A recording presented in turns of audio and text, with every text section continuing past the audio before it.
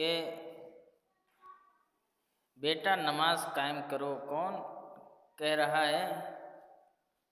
یہ سورہ لقمان کی آیت ہے، یعنی جناب لقمان اپنے بیٹے سے کیا کہہ رہے ہیں کہ بیٹا نماز قائم کرو، نیکیوں کا حکم دو اور برائیوں سے کیا کرو؟ منع کرو۔ یہ قرآن میں اللہ تعالیٰ جناب لقمان کا ذکر کرتا ہے۔ بارہا میں نے تذکرہ کیا کہ جناب لقمان اسلام سے پہلے، یعنی جبھی حضور صلی اللہ علیہ وسلم ابھی اس دنیا میں نہیں آئے تھے، اس سے قبل جو ہے جناب لقمان ایک بہت بڑی شخصیت گزری تھی کہ جو انہوں نے اپنی پوری زندگی ذکر و فکر اور حق و باطل کو پہچاننے میں لگا دیا، تو اللہ تعالیٰ کو یہ عمل بہت پسند آیا۔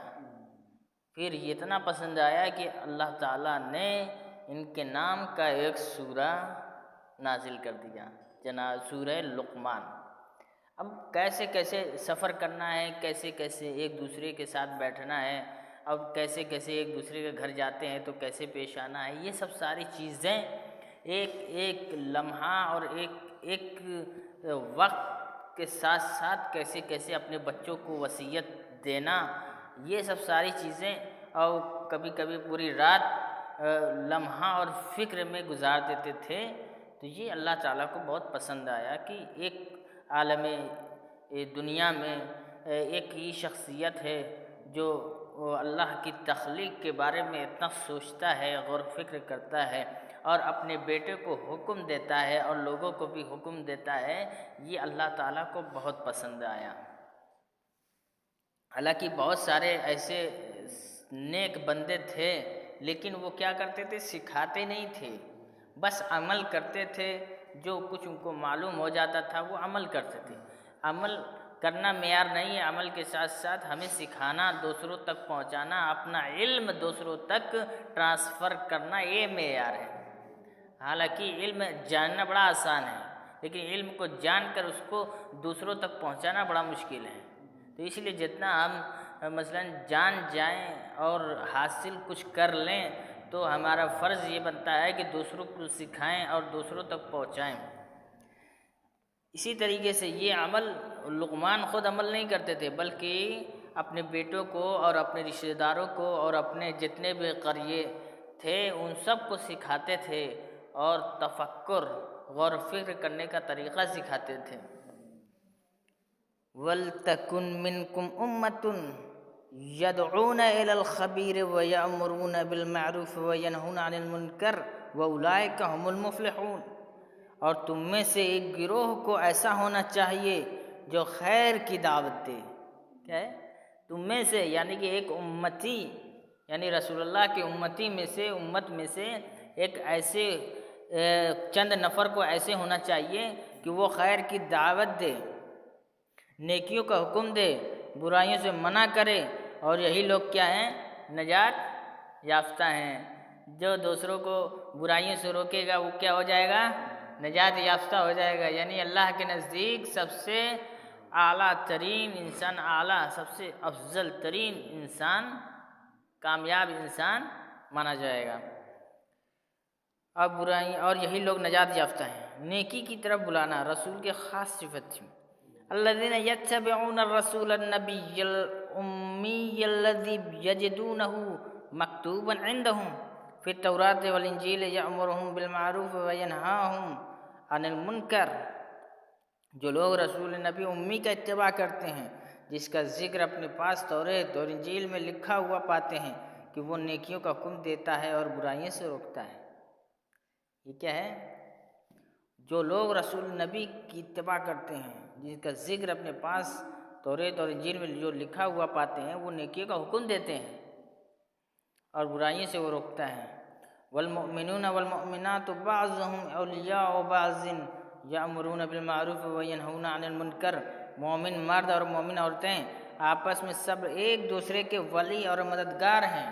کون ہے؟ مومن مرد اور مومن عورتیں، یعنی کہ ایک نفر کی بات نہیں ہو رہی ہے یہاں پہ، عورتیں، یہاں پہ مؤمنات ہی کا استعمال ہوا ہے، مؤمنون کا استعمال، یعنی جمع، کسی ایک آدمی کی یا کسی مومن کی بات نہیں ہو رہی ہے، جتنے لوگوں نے بھی ایمان لیا، یعنی لا الہ الا اللہ محمد الرسول اللہ، جتنے لوگوں نے بھی ایمان لے کر آئے ہیں ان کی بات ہو رہی ہے، چاہے وہ نماز پڑھیں، چاہے روزہ رکھیں یا نہ رکھیں، مومن کی بات ہو رہی ہے۔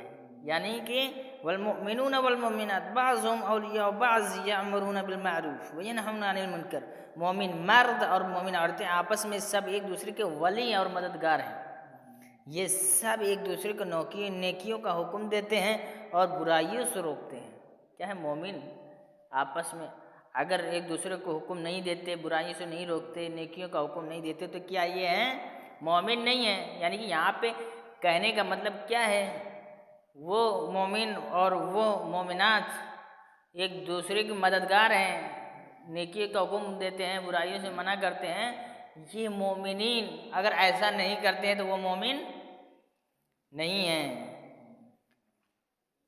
تو والمنافقون والمنافقات بعضهم من بعض یأمرون بالمنکر وینہون عن المنکر، منافق مرد اور منافق عورتیں آپس میں سب ایک دوسرے سے ہیں، منافق مرد اور منافق عورتیں آپس میں سب ایک دوسرے سے ہیں، سب برائیوں کا حکم دیتے ہیں اور نیکیوں کو سے روکتے ہیں، سب برائیوں سے روکتے ہیں، برائیوں سے کیا کرتے ہیں؟ حکم دیتے ہیں، اور نیکیوں سے منع کرتے ہیں کہ کیا ضرورت ہے۔ مثلاً عزاداری کیا فائدہ ہے، نوا ماتمداری، مثال کے طور پہ بہت سارے عمل، نماز، بہت سارے ایک اخباری گروپ نکلا ہوا ہے کہ نماز کا کیا فائدہ ہے، اور الحاد ملحدین جو عالم دنیا میں اس زمانے میں ملحدین کا عالم اسلام پہ بہت غلبہ ہو رہا ہے، سب سے زیادہ پاکستان میں بلوچستان ہے، پنجاب ہے، سندھ کے کچھ ایریے ہیں، کچھ ممبئی کے ایریے ہیں، حیدرآباد کے ایریے ہیں، یہاں پہ کچھ ملحدین جو ہے اپنے انڈر میں مسلمان کو ورغلا رہے ہیں۔ یعنی کہاں سے ورغلا رہے ہیں؟ یورپ سے۔ ہمیں اس طرف بھی توجہ ہونی چاہیے کہ آنے والے زمانے میں کہیں ایسا تو نہیں ہے کہ دھیرے دھیرے ملحدین مسلمانوں کے اوپر غلبہ پا جائیں اور اللہ تعالیٰ کی وحدانیت سے ورغلا دیں۔ عزیزان، میں نے سنا تھا 1.5 گھنٹہ تقریباً ایک ملحد کی تقریر، ایسے سوالات کہ اللہ تعالیٰ کو جناب آدم کو بھیجنا تھا تو پھر پتلا کیوں بنایا، پھر پتلا میں روح کیوں پھونکا، پھر اس کے بعد جو ہے جب اس کو جنت میں بھیجنا تھا ہی، تو پھر یہ دنیا کے یہ سب سارے ٹیم جھام جو بولتے ہیں نا، یہ ٹیم جھام بولتے ہیں، یہ سب کرنے کی کیا ضرورت تھی؟ جب اتنا بڑا قادر قدرت ہے اللہ تعالیٰ، جب اس کے اندر کسی چیز کی کمی نہیں ہے تو سب کو ایک طرفہ جو ہے جنت دے دیتا، سب خوشی خوشی سیر ہوتے ہیں، اچھے جو ہے کھانا کھاتے، یہ سب مشکلات کا سامنا، یہ سب ساری چیزیں۔ حالانکہ اب اس نے ثابت کیا کہ خدا ہے ہی نہیں۔ مولدین کا مطلب کیا ہے؟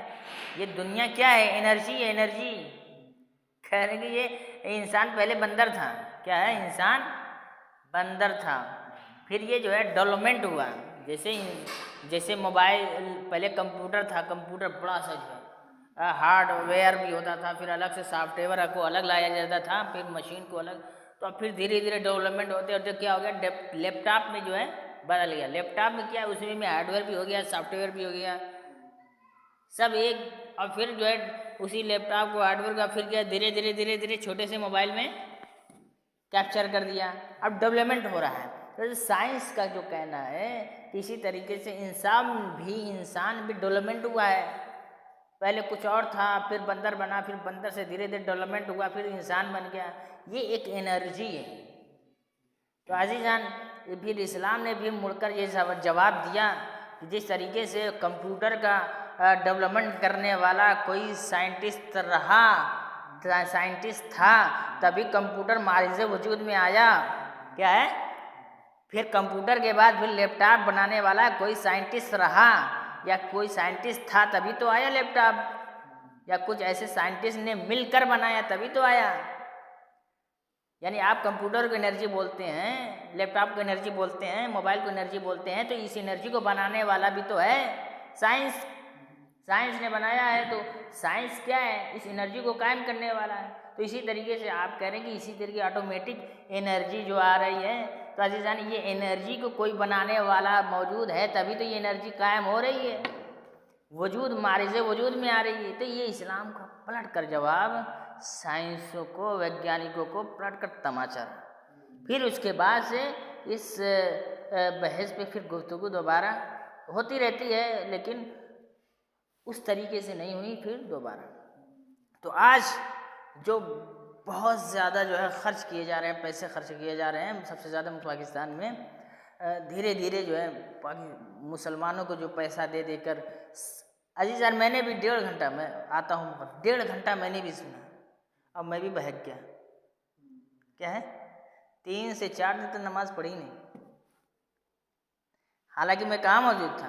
نجف کے اندر موجود تھا۔ تو عزیزان جب ایک پڑھا لکھا آدمی جب ایک ملحدین کو 1.5 گھنٹہ سنتا ہے تو وہ بہک جاتا ہے۔ جب ایک جاہل آدمی ملحدین کو سنے گا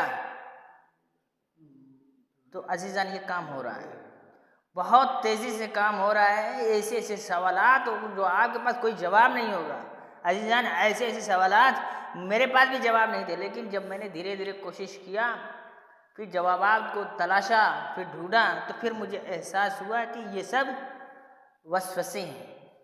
حالانکہ یہ ایک نظام، ایک جو نظام ہے، ایک کوئی مقصد ہے۔ امتحان انسان، مثلا بچوں کا جو امتحان ہوتا ہے، جوابات دیے تھوڑی جاتے ہیں، سوال لکھ کر دے دیے جاتے ہیں۔ کیا ہے؟ سوالات لکھ کے دیجیے بھائی، آپ جواب جو آپ نے پڑھے ہیں ان کو اندازی لکھنا ہے، دیکھ کر نہیں لکھنا ہے۔ تو اسی طریقے سے امتحان ہے، آپ کو صرف پیدا کر دیا ہے، اس دنیا میں بھیج دیا اللہ تعالیٰ نے عبادت کے لیے، اب پھر آپ سنگھرش کریے، کوشش کریے، پھر جو نتیجہ جو نکلے گا اس پہ آپ جنت میں جائیں گے، اس پہ آپ جہنم میں جائیں گے۔ تو عزیزان اسی طریقے سے سسٹم ایک بنایا ہے۔ پھر عزیزان جو بھی ملحدین کو سنے گا، چاہے وہ عالم ہو چاہے وہ غیر عالم ہو، 1 ہفتہ تک بہک سکتا ہے، اور جو عزیزان جو بالکل جاہل ہے تو وہ پوری زندگی بہک سکتا ہے۔ تو اس لیے کہ یہ آج پوری دنیا میں اس طریقے سے کام ہو رہا ہے کہ کس طریقے سے اولیت ہم عزیزان ایمان بچانا بہت آسان بھی ہے اور ایمان بچانا بہت مشکل بھی ہے۔ تو اس طریقے سے میرا 3 دن تک ایمان ڈگمگا گیا تھا۔ تو عزیزان انڈیا میں پڑھنے کے بعد نجف گیا، نجف جانے کے بعد بھی ایمان ڈگمگا جائے تو عزیزان یہ بہت ہی دکھد کی بات ہے۔ عزیزان کچھ اتنے سال پڑھنے کے باوجود بھی ایمان کا ڈگمگانا، اور جو انسان دین سے بالکل غافل ہے اگر اس کو 1-2 گھنٹے پھر ویڈیو کے ذریعے بہکا دیا جائے تو عزیزان ہمیشہ کے لیے بہک سکتا ہے۔